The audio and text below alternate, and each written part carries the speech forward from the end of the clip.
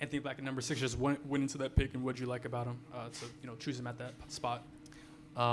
We approached this draft wanting to add IQ, defensive versatility, size, team orientation, and Anthony is one of the smartest players in the draft, maybe the smartest, and we feel like he has elite level understanding of the game. He's a multi-positional defender at a very high level. Not just he can guard guys, he can guard guys well.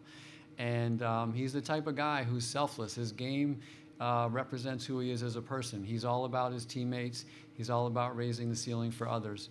And he's a unique talent. Jamahl, when you watch film of him or even bringing him into the gym for workout, just what stands out to you about what he brings to the floor? Just that right there, like Jeff said, his basketball IQ, his willingness to help everyone on the floor become better, whether that's on the ball or off the ball, and then his ultra competitiveness, his ability to crawl into the ball defensively, on and off the ball. So I think those are the things that he brings to the table. Jeff, when it comes to 11 with Jett, what were the characteristics when it comes to kind of diagnosing a shooter that made him stand out more than some of the other prospects in this class? Jett's not just a shooter. Jett is skilled. He's IQ, and he's got good size. But the hidden thing about Jett is that he played most of the season injured. And we believe there's more to Jett than he was able to show. He's obviously young and has only played a year in college. But more importantly, we feel like a lot of what he was going to show the second half of the season was masked with injury. But the guy has great footwork, great feel for the game. He's an easy two-to-the-ball passer. He brings a ton of gravity. And, we need that. We need that. And we need all of those things. So we feel that actually we feel like he has good defensive potential and potential to be like a real strong two-way player. A lot of that he wasn't able to show this year. Can you guys speak to Anthony's work ethic? He led the SEC in minutes played. He played 37 minutes on an injured ankle against Kansas to help Arkansas win that game. Yeah, I think you just said it. I mean, like the guy is, he's a worker. He's tough. He's competitive. He's aggressive. He doesn't take a play off. I think our fans are really going to love the way he gets into the ball, the way he attacks the rim. He's unique skill set and his vision and his delivery skills. He's a highly smart off the ball player. So he just makes everybody better, and at 6'6", the ability to guard 3 positions, get into the ball, like Coach said, and bring that effort and IQ every single play is what this league is about right now. We've heard Jeff, we've heard you talk about basketball IQ. How important is that, or how does that play into integrating with, or how do you see that integrating with the group that you already have? Because it sometimes feels like there's a little bit of crowded guard room, but I know you're going positionless anyway. So how does that integrate? I think it's guys that just understand where to be, when to move, when to cut, when to make the simple pass, and both these guys are able to do that. Just making their teammates better. Guys that can just, fit in seamlessly to whatever it is we're doing. I know how fast we play, just being able to make quick decisions, to help their teammates be better. Jeff, you said the other day that, you guys had plenty of options to consider, keeping the 2 picks, maybe trading. I'm curious, were there options to maybe trade around a little bit, or just kind of what was the plan there to take both players? Yeah, obviously without opening up the book, we had many options. We could have moved really all around the draft, So that's the tricky part of the draft, especially when you hold 2 picks, is to kind of manage all of the possibilities, right? And, we were just trying to figure out what teams around us were doing, especially between 6 and 11.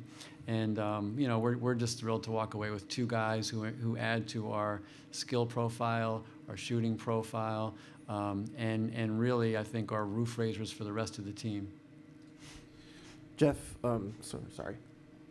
You drafted Franz 2 years ago, another Michigan guy. You've done it again here with Jett.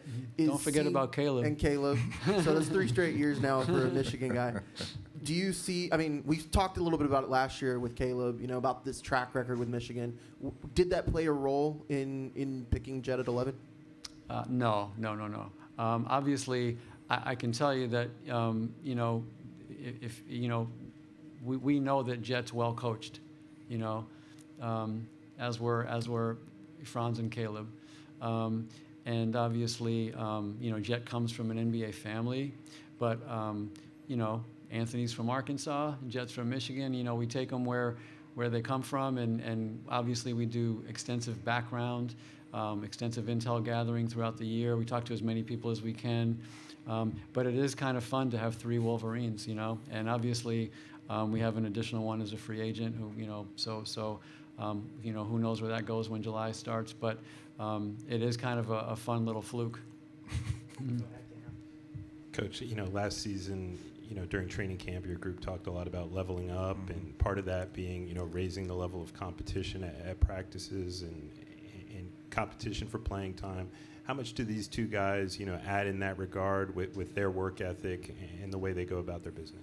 We just talk about competitors, guys that want to compete night in and night out, and these are two young men that are very capable of that. 2 great character kids that can step in right away to this group and add value, with on and off the court activity. I think they're going to raise the level up a ton. Jeff, this is the 3rd time in the past 4 drafts you've taken a guard, in the first round. Obviously, you have Markelle as a starter. You didn't even bring him up. Just how do you see that? We'll call it a logjam, or just having so many guards who are looking for playing time, and how do you see that pathway being open for all of them to thrive in whatever roles? Well, it's funny, on TV when we drafted Anthony, I don't know if it was Jay, one of those guys said, point forward. I think this guy kind of transcends positions, and that's what we're looking for, as you guys know. He's going to guard 3 positions. He's going to facilitate for others. I think he'll give coach a lot of options as to how to put different combinations on the floor that'll, suit his needs for that game. More versatility, the better. As you guys said, positionless. I don't know if positionless is all the way accurate, but, you want to get close to it as possible and give the coach as many arrows in the quiver as possible. And then the only thing I would add is, hopefully our team is getting to a place where, rookies have to come in and earn their minutes, like we spoke about the other day. So, nothing's given, everything is earned, and we're bringing in guys with the right team orientation and the competitive drive to help their guys get better. All right, last one, Kobe. What's the guards already on the roster? What do you tell them if they're concerned about maybe their status of, Just what I said. We don't look at positions per se in that respect. We're getting guys that can play multiple positions. That I think there are a host of combinations that coach can go with, and the more options that he has, the better. And as I just said again, guys are going to have to come in and earn what they get now. Our team is getting better. We expect to make strides this year. We expect that our young players who have logged minutes and kind of like earned their keep are going to get better and make it tough for these rookies to get on the floor. But they're going to have to earn their way on, and if they do, then coach will have a good problem.